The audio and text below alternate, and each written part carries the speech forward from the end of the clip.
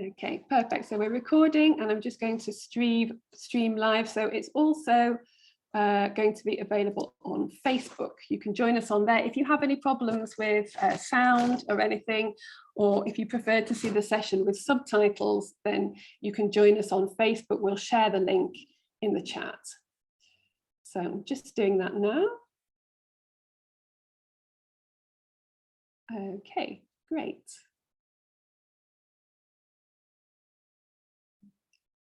Okay, perfect. So hello and welcome and happy World Teachers Day to everyone. I'm here with Olena, and before I pass over to her, I'd just like to tell you a little bit about Olena. So Olena Gyrych has taught ESL and ESP since 2013 for a variety of levels and ages. She has delivered training sessions in British Council Ukraine and Qatar for the project English for Civil Servants and Police, in the Pharmaceutical College, in America House, ETRD Kiev for the administration of the President of Ukraine, the Ministry of Defence and other corporate clients. Wow, so many really interesting projects. She has also designed courses for one-to-one students and groups.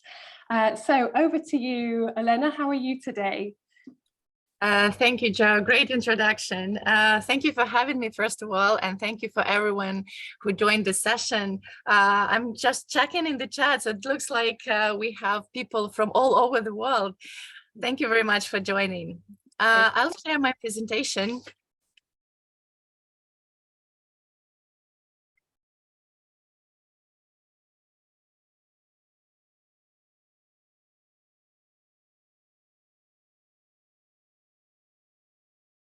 Hope you can see it. Can you tell me if you can see it?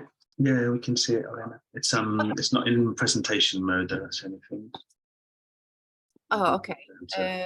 Presenter mode. We can start again.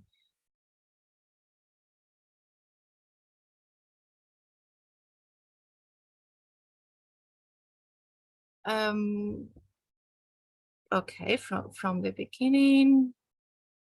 I don't know why, but if I start sharing the screen, sharing is paused.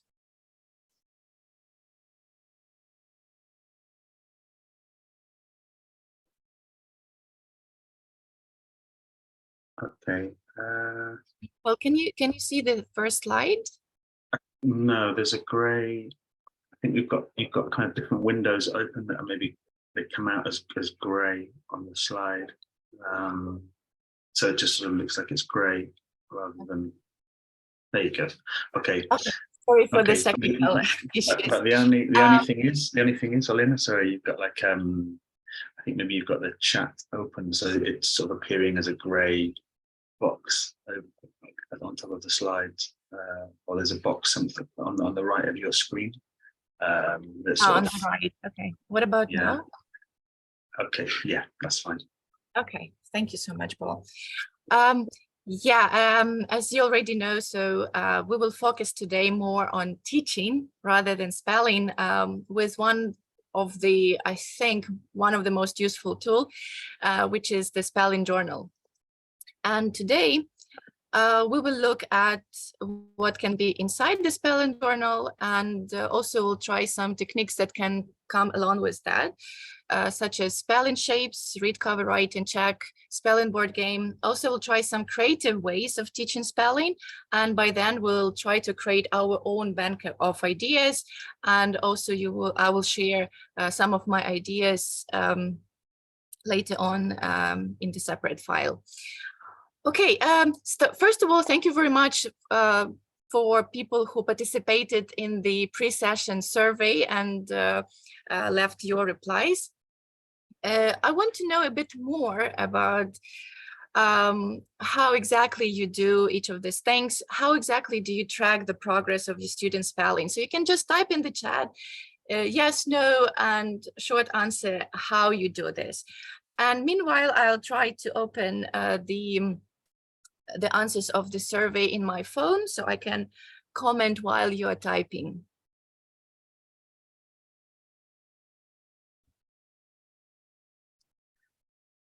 yeah, like impressively 35% they said that yes, and we do it all the time. Would be nice to see your comments so you can share also your experience with your colleagues.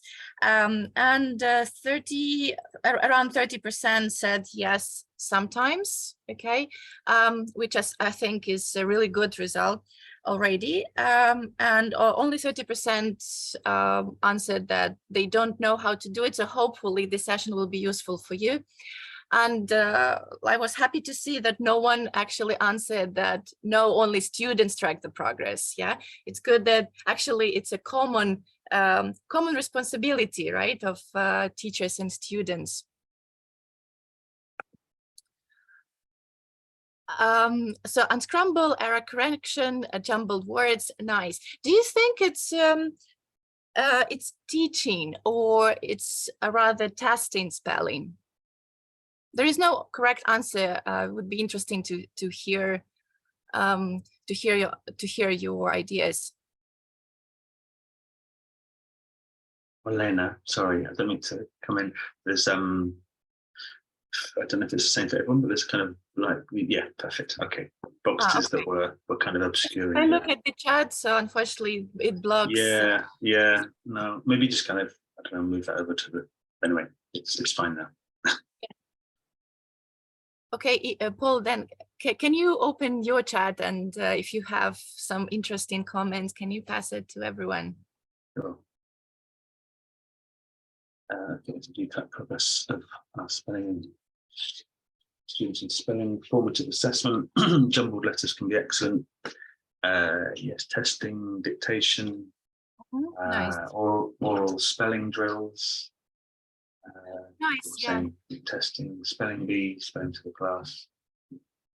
Yeah, with all of these activities, if you do it regularly, yes, definitely you can track the progress. So hopefully you remember how students replied before. That's true. Okay, thank you very much for sharing. The second question, do you usually teach or test spelling?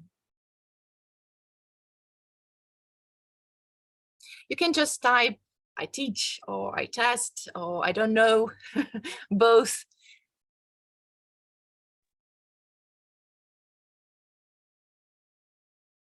Olena, most of them are saying both. Yeah. Many Wow. say they teach, but I think mostly it's both teaching and testing spelling all the time. Nice, Priya. Nice to see such conscious teachers. Well done. Okay, so how do you make spelling activities personalized, relevant, and meaningful? So 60% in the chat replied to the previous question. I sometimes teach spelling, but I would like to know more. So hopefully today you will get some more ideas. 40% answered that I'm not sure how to make spelling activities personalized. However, almost half of the respondents replied that, yes, I try to make sure that they're meaningful and personalized.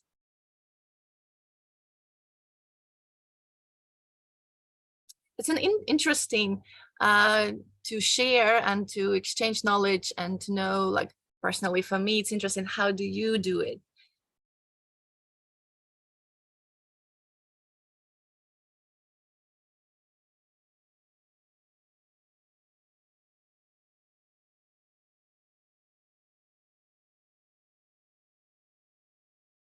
I will open the chat for a while. Spelling journal, nice, okay.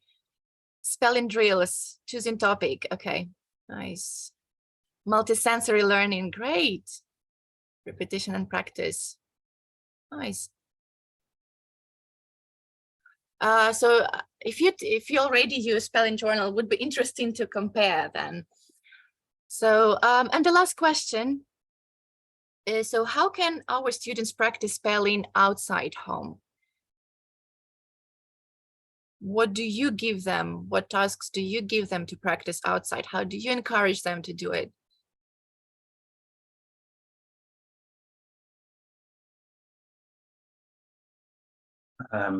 So flashcards using various colors, word puzzles, dictionary, games with friends and animals. fill in the blanks, but we're going really quickly. So peer projects, word puzzles, through writing, through a piece of writing, playing spelling games on the phone, missing words worksheets, jumble words, reinforcement. Nice. Usually Great. flashcards.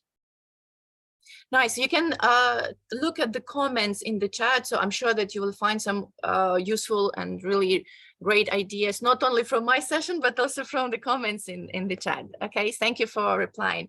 So hopefully the spelling journal that I will show you today will be able to address all of these questions and will help you to track the progress and to make your activities meaningful, relevant for the students, and actually teach the spelling, not just test. And so I think that who can advocate the spelling journal better than one of the students who has tried it. And I would like to share some short video feedback from the student. And as the student is, her level is beginner, so she decided to record her feedback in her native language. That's why I would recommend following the subtitles.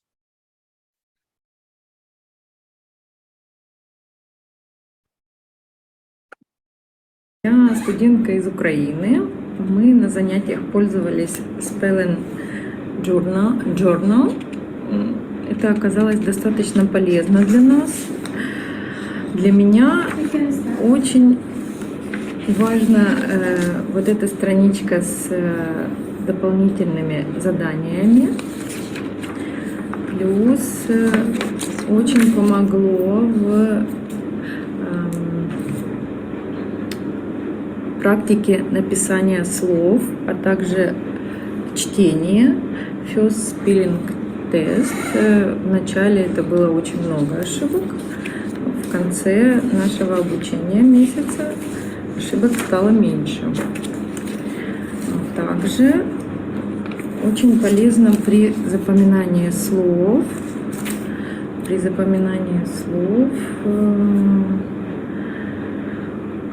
Cover and complete words.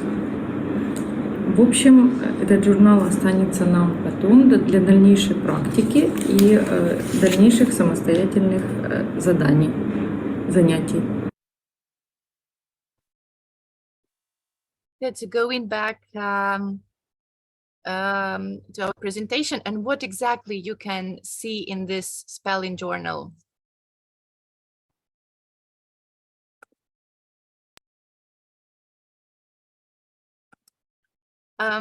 So apart from the cover of the journal, so the first page usually I include spelling rules. So you can see an example, a short example of spelling rules that come with elementary or beginner spelling journal. But again, you can think of the spelling rules for your students, for your levels, because they can be adapted. So for higher levels, perhaps you can think of the rule I before E, except for C, or any other patterns that you think will be useful for your students. After that, a lot of you replied in the comments that you use spelling test to track the progress. I also prefer this type of tracking progress because it's more vivid, visual, and they can see exactly how many mistakes they've made in the beginning of this spelling journal, and also include the final spelling test at the end so they can easily see the difference. And also I include the chart where they collect all their mistakes, which is called my spelling enemies. So students collect their spelling enemies first from the spelling test, and then also they can add words that they struggle with, and also some from different resources, not only from my lessons, right, from our classes, but also from different articles, from videos, from multiple resources. So which makes the spelling journal meaningful and personalized for them. So then I have several blank pages where they can stick activities that we try in the class, and it has some date and has some room for reflection either inside or outside the class. And finally, at the end of this journal, so they have some apps that I try inside the class to see that they are fun, that they are easy to use, and then they can use it outside the class to practice with what we've learned. And so I want to show you some activities that can be inside the spelling journal, and you will see that based on the feedback of the students that they are reusable and you can use them multiple times. Okay, so the first spelling activity will be spelling shapes, and I have a little task for you. So please type in the chat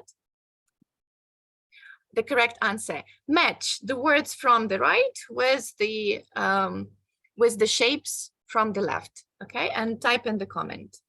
So the first will be drive. What will be the second, third, fourth? So we'll see who are the fastest teachers.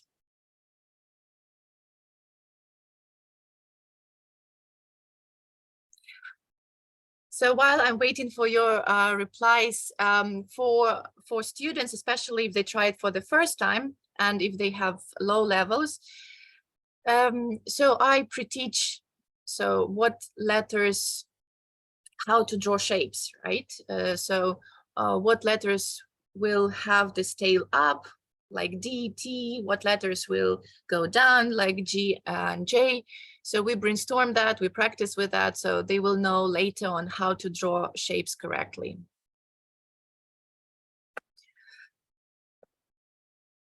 So yeah, yes, correct, nice, well done, okay, good. So Nancy, yes, I will explain how we use it, okay?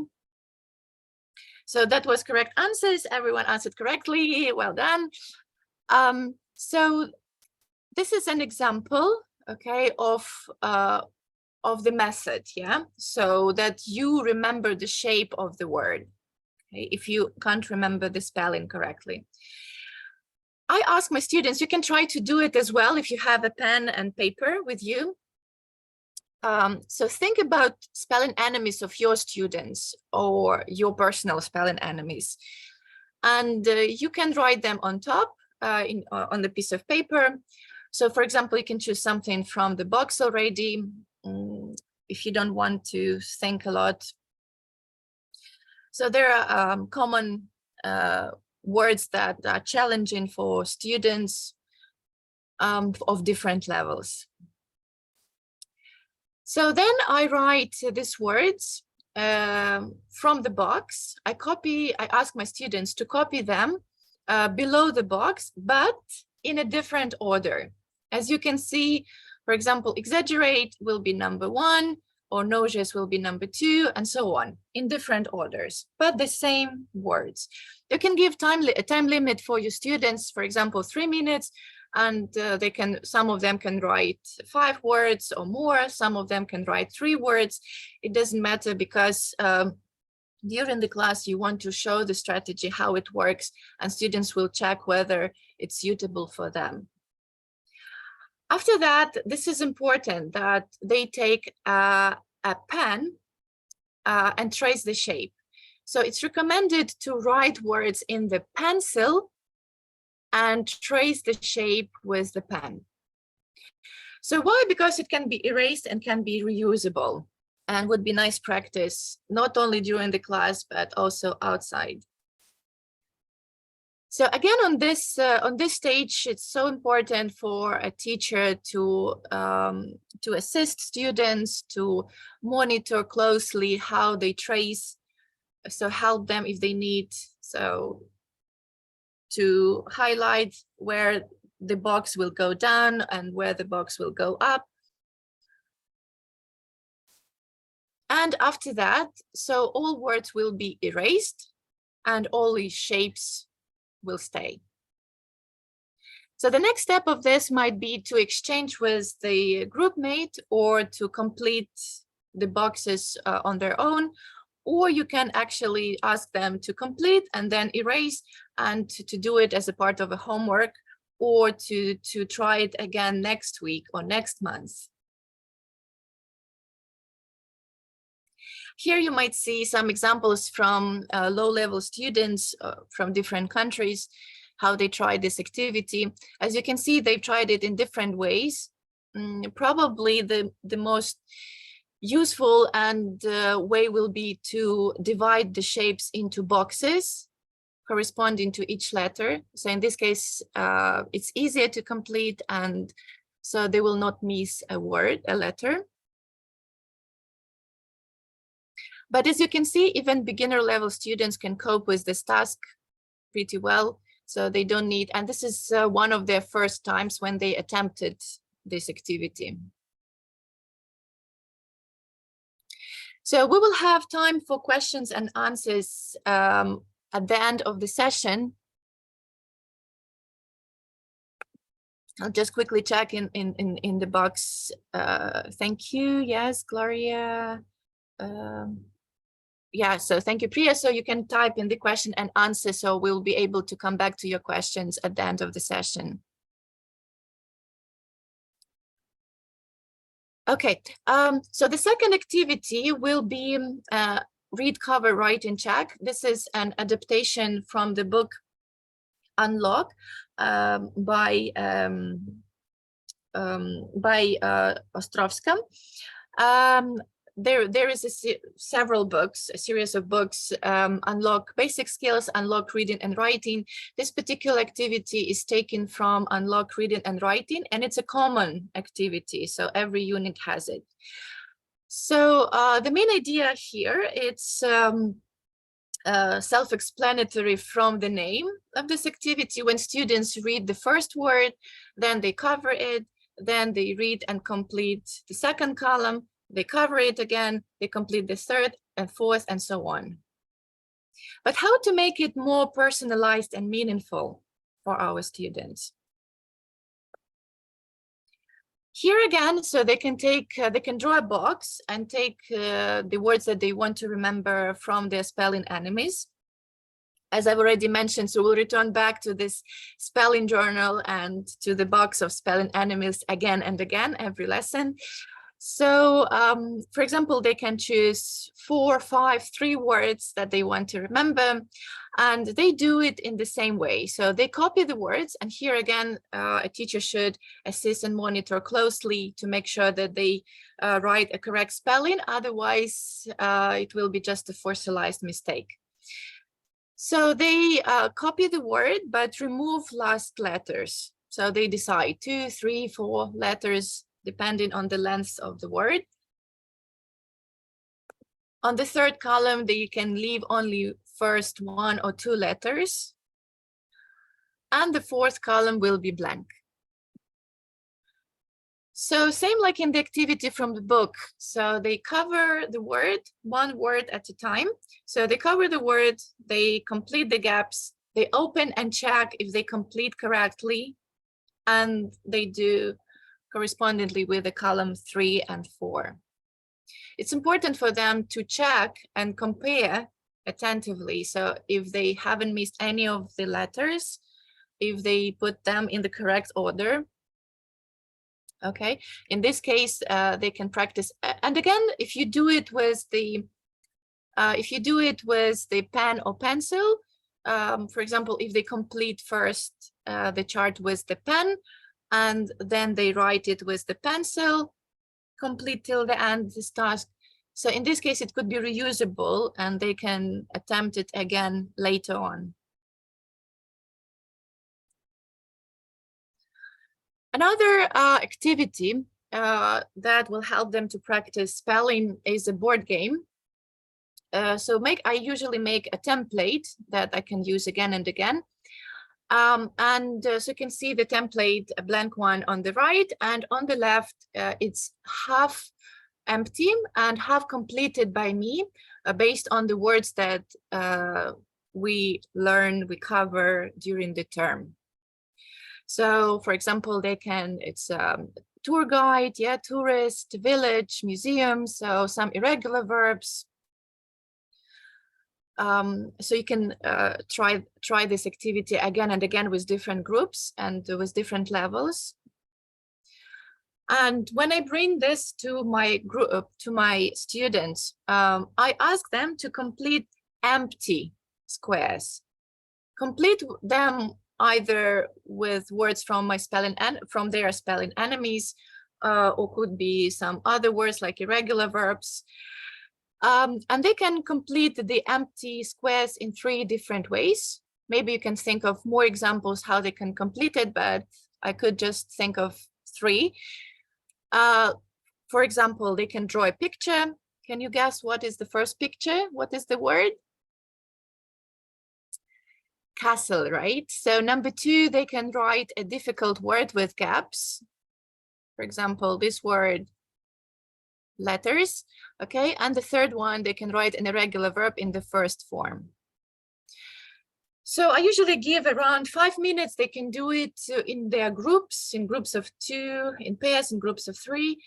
It doesn't matter if they complete all the squares, but they have to complete at least most of them in these 5 minutes. And it's important to highlight that they should complete only empty squares. Only empty squares with their ideas, pictures or gaps or irregular verbs. And after 5 minutes, when all squares are completed, they have to roll a die, play a game and enjoy it, and write these words either in their notebooks or on the mini whiteboards. Why not on the board game? Because 2 people can land on the same square, and it would be unfair if it's already completed. So they check each other, and usually they are really eager to track if the mistake is if there is a mistake or no. So they listen to each other attentively. They double check with their magazines because they don't want someone to win. Okay, so that's why this competitive nature of this game helps really well to make sure that they spell everything correctly.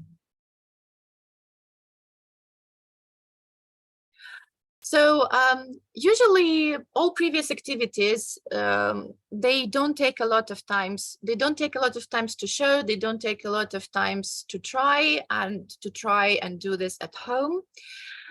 Creative ways, they are the most powerful probably ways, but unfortunately it takes some time for students and takes some practice. There are several ideas on the screen how to remember the spelling of different words. For example, weird. So I will show you which book it's taken from. So you can explore it a little bit more after the class. Weird, for example, students confuse whether to write I or E. So what might help you is saying that we are weird. And if they know how to spell we, they will remember that E should go first. The same they can have, for example, for desserts. So they can say desserts are both sweet and sugary. That will help them to remember double S in this word, and so on. So they can create, for example, a little saying, or they can create a verse. Also, one of the ideas, they can write acrostic. Acrostic means that they should write a meaningful sentence or word starting with each letter of the word. Sorry, one more is you can help them to find words within words. This is what happened to me a couple of days ago when my students tried to remember the word vegetable. And so actually that was their idea, to say that, oh, actually there is a table inside the word vegetable. So you can remember that you put vegetables on the table. And in this case, remember the difficult part of the word vegetable. Similarly, you can have, for example, don't separate a para from his parachute. Yeah, so in this case, you remember that separate has the word para. So when you show some examples to your students, they can group into group of 3, 4, depending on the size of your class, and they can choose 2, 3, 4 words that they want to remember from their spelling enemies.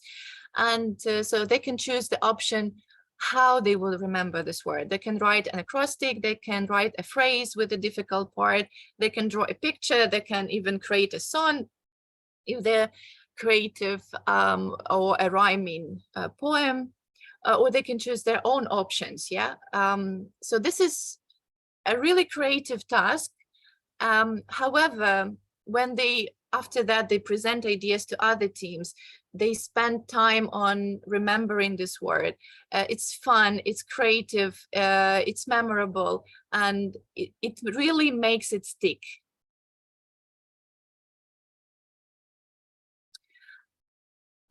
So as you can see there in the chat, and before we started, there were quite a lot of ideas already. So you can write them down somewhere. So you can create your own bank of ideas. What else might help you? And here I will need your active participation in the chat. This will be a bit of creative task for you. So can you type in the chat, what's your favorite game or activity in the class? Okay, and think how you can turn it into a spelling game. For example, for example, Kahoot. Yeah, so this is one of my favorite game that all students love. How can we turn Kahoot into a spelling game? So one of the ideas probably. Olena, there are some responses in the chat.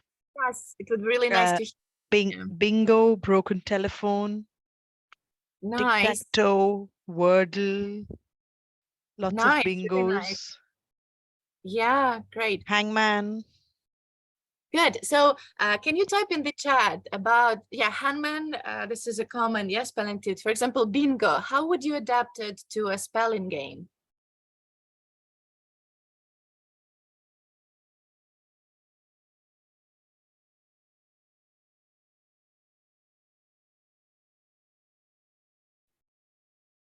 Would you write words in bingo with gaps? Would you draw pictures and they have to spell the words? People are saying Scrabble. There's no particular response to your question about bingo, but crossword puzzles, lots of crosswords coming in. Yes, you're right. Words, words with gaps for bingo. About Scrabbles and crosswords, that's true. This is common spelling activities, but I would ask you to think of your favorite game or activity which was not related to spelling, and think how would you adapt it to a spelling game.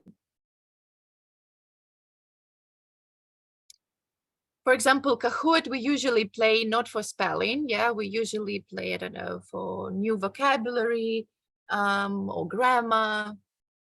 But you can adapt it to the spelling game. For example, bingo. So not everyone use it for spelling. So it would be interesting to know how would you adapt it to a spelling game.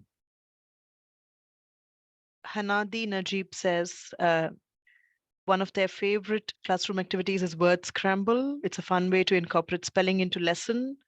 To turn it into a spelling game like bingo, they say they can create bingo cards with those scrambled words on them instead of those numbers. Nice idea.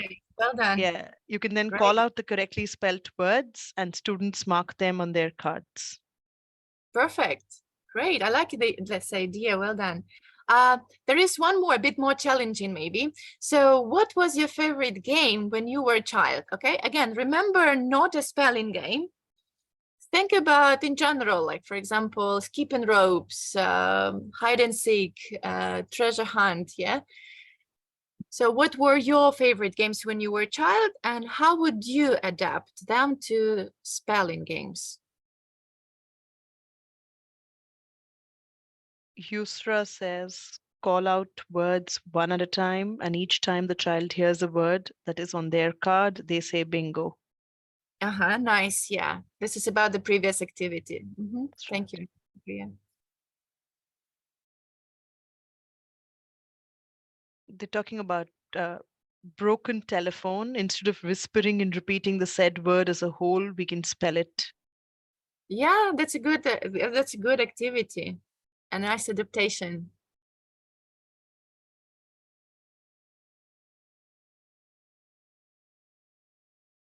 One of my favorite, I guess, ones was hide and seek. I'm just thinking how you skipping ropes. Can you think of how we can adapt skipping ropes to spelling?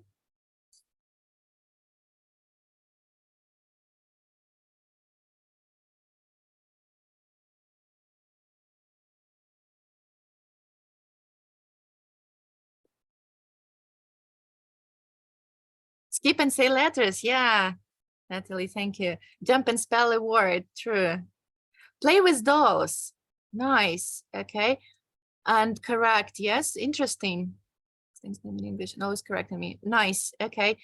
Good, so for example, early years, right, so they can play and they can, for example, say the name of the doll or say like dinosaur. You're playing with dinosaur, how do you spell dinosaur? Guessing game. Yes, correct. Okay, jump and spell. Word of mouth, puzzles, nice. Tic-tac-toe, yeah, okay. Centilette is another. Fantastic, great.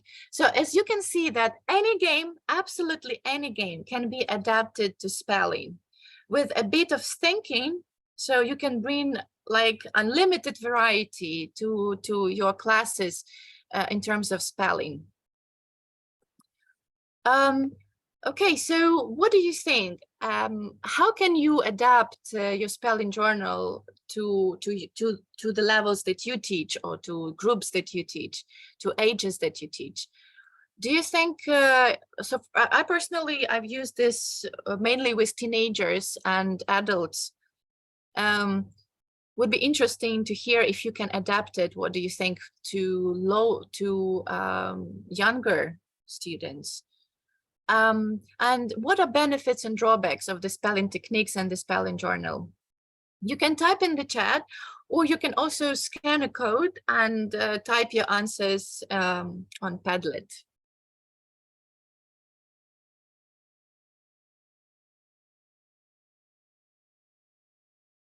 So only 2 questions. You can type in the chat if you want.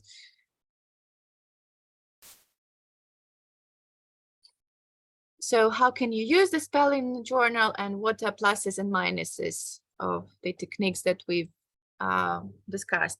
The techniques, I remind you, were word game, read, cover, write, and check, shapes, spelling shapes, and different creative activities like writing and acrostic in with a group.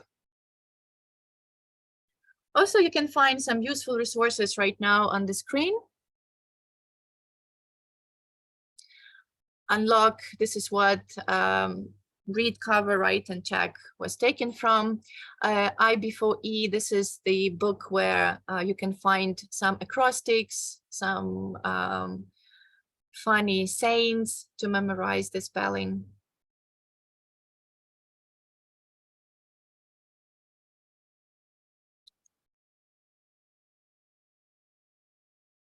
Thank you very much. I hope this session was useful. We have some time for questions and answers. Thank you so much, Olena. So the questions were coming really, really thick and fast. People have got a lot to say. Thank you so much. That was really, really interesting. And some of these techniques are things I've never heard before, which is amazing. So there's lots of interesting questions. One was about learning styles. So this is from Fiona Rodrigo, and she says, is there a technique to adapt spelling strategy to kind of different learning styles or the preferences of the learner? Mm-hmm. So about the shapes, it was mainly for visual learners, and because according to different statistics, most of the people, they tend to have this learning style. So I selected this technique to present today. But as we already discussed at the end of our session, that anything can be adapted to games, yeah, to running games, racing games. It could be activities, for example, in the shapes, with the shapes, but you can cut them out and ask students to move letters in the correct order. So it will be for kinesthetic students. For audio learners, so it would be nice just to use the same activity, but to say out loud what they do, what they write, how they write letters. Sometimes you might exaggerate, for example, say Wednesday instead of Wednesday. So in this case, it will be more memorable for them. Oh, that's interesting. My students do that a lot here in Catalonia in Spain, because they're used to things being pronounced just as the letters are read. So to help each other with spelling, they do that in the class. It's Wednesday. Yes. Okay, so on that theme of adapting to students, I saw someone was asking for clarification about spelling enemies. Could you give us a definition of spelling enemies? And that was from Svetlana Kuka, I think. Yeah. So that was in the beginning of my session when I showed you the spelling journal. Maybe I can show quickly again. So the spelling journal, they have a test. This will help you to make activities personalized, because I don't ask them, you have to remember this and this and this word. They collect their so-called enemies, words that are misspelled, commonly misspelled for them, and words that they would love to memorize how to spell. So they collect sorry, I just have to return back to the slide. So they had to collect in the spelling journal difficult words for them from different resources, either from the spelling test that they had in the beginning of the course, or from reading, from magazines they use, or books they use, from any resources. Okay, thank you. So it's helping them, it's kind of learner training as well, making them aware that they need to recognize when it's something they often spell wrongly or can't remember the spelling, and then that those words are the spelling enemies. And because they can add to this section again and again, so so it's reusable, right? So it's so they can add to the section, and each time, each activity we practice, they use their own enemies, not their own difficult words, right? So not the one that is taught by a teacher, not necessarily. Yeah, nice. I've Sorry, everything you do is really, it's so scaffolded. There's so much support in all of the steps and lots of repetition as well. Yeah, that's true. Okay, so Nancy Levy was asking about more about the journal. How do you use the journal? How does it work? So I present the journal, for example, in the beginning of the course, or depending on students' needs. If I ask my students what they would like to practice, and if I feel that the majority of them want to practice spelling, so I say, yeah, here you go. So we have so this term we will practice spelling with our spelling journal. And in this spelling journal, you will collect and stick your favorite activities that work for you, or all activities that we try in the class, and then you can select what really works for you. So each lesson we have a little practice, and so they can stick this handouts, for example, shape handouts, or read cover and check handout, or board game, to the spelling journal. So they will collect their own collection of spelling activities. And because this spelling journal has some rules in the beginning, and they have tests in the beginning at the end, and they have also some useful QR codes and links at the end. So it's like their personalized book, let's say the personalized journal that they can revisit later on after the course, when the course finishes. They can erase and try activities again and again from this journal. They can explore QR codes and games. Yeah, nice. And do you use it in class time usually, or for homework, or a combination? Combination, because in the class so it takes maybe around 10-15 minutes to introduce one activity at the time. For example, one lesson we try only dictation. The second lesson we look at one activity like board games, for example. Yeah, and throughout the whole course, so we try different techniques. Okay. And also I encourage them to use the same outside as homework. So we try it in the class, they can try it again at home. Excellent. Okay, so you mentioned that you've used this mainly with teenagers and adults. Do you think it could be adapted to younger learners? And someone was asking specifically about kind of older primary, and especially children who are used to a different alphabet. Yeah, so I tried, I will start with the last part of your question. So I've tried it with Arabic students, like the majority of my students were Arabic, and the alphabet is totally different. That's why yeah, I felt that it worked for them. Plus I tried with very, very low level, like foundation, teenager starters. So from my experience, it worked. And they appreciated that. About primaries, I haven't tried it. That's why I believe that you need adaptation. I don't think that it will work exactly like this type of spelling journal.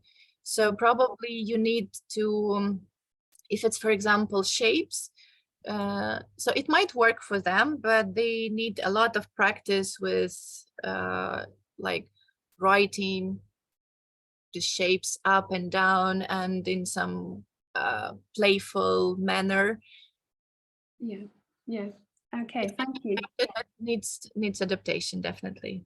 Okay, but it's really, really interesting to see you paying attention to what people need. So if you're coming from a different alphabet, a different script, then obviously people need more support with spelling. And I think as teachers, we often have that feeling of, my students really need help with this, but we don't always know how. Yes. So these really specific strategies are so useful. Okay, let's see, we've got time for a couple more questions. Let's see if there's anything you want to answer in the question and in the Q&A section. There's also a question here about whether we could possibly, this is from Leticia Perez, could we adapt a card game like Uno or other card games? That's an interesting question. So the first that comes to my mind that you can, with Uno, so you can stick like a word with some gaps to this card, and before you put the card, you need to spell it. So if you don't spell it correctly, you have to remove your card. Oh, that's a brilliant idea. I can't actually remember the exact rules of Uno now, but I love that. We put you under pressure. Colors only. Yeah. So, and it's like the game, so you have to be really attentive and fast. So it's for fast reaction. So yeah, so I think that that could be an interesting adaptation. As you can see that actually any game with some little thought could be adapted to spelling. That's a really great thought. Lots of things can be adapted, can't they? Once you start thinking. Thank you, Leticia, for this example. It's really interesting. Yeah, that's a great idea. Okay, so there was one question that I thought was interesting. That's from Sonia Lee, how can this method apply to dyslexic students? Do you have any thoughts about supporting dyslexic students specifically? That's a very good question. I haven't researched about it, so probably it will be like next step in my research of spelling journals.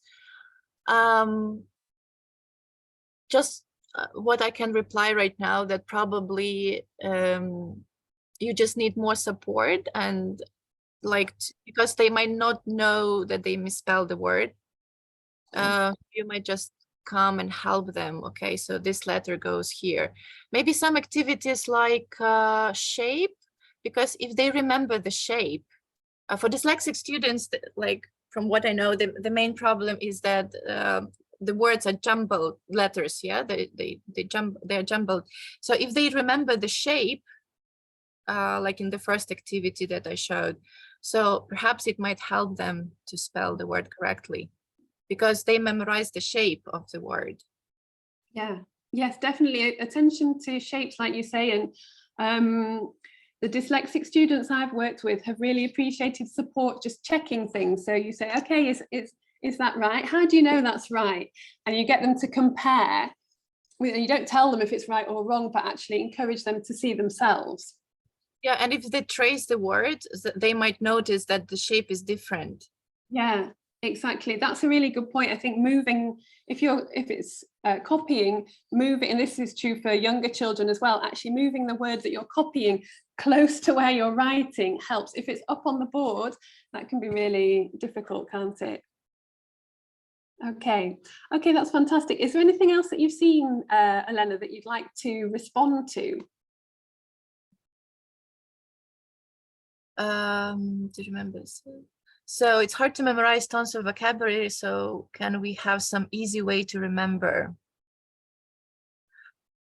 Yeah, I think the spelling journal actually helps to memorize not tons of vocabulary, but the vocabulary which you prioritize, which students prioritize for themselves. Okay, right, that's a really good point then, isn't it? So you're not necessarily, I mean, it will naturally be organized according to level, right? Because it's what the student feels they need. Exactly, yeah. Yeah. And as you mentioned, are most of those words kind of from reading or writing or listening? How do they think of those words that they need to include? Yeah, so they choose their favorite word. So usually they know, okay, so this word I usually don't know how to write, like because, yeah, I see it a lot of times and I still confuse. So they can add this word to their spelling enemies. Or sometimes it might be just a funny word that they think, oh, I want to know this word. I want to know how to spell it. I want to memorize it. So it's so they might have different needs, and they might have different reasons why they want to remember this or that word, but actually at the end it's their choice. Right, yeah. So it could be like a really challenging word that's kind of way above what someone might think was their level. And maybe they want to impress their friends with this word. So in this case, it's good for learner autonomy. So it's their responsibility to select words. Yeah, absolutely. Okay, well, I'm afraid that's all we have time for. But thank you so much, Olena. It's been really, really interesting. There's just a huge kind of wave of comments saying how great it's been, and lots of interesting things to talk about. So thank you so much.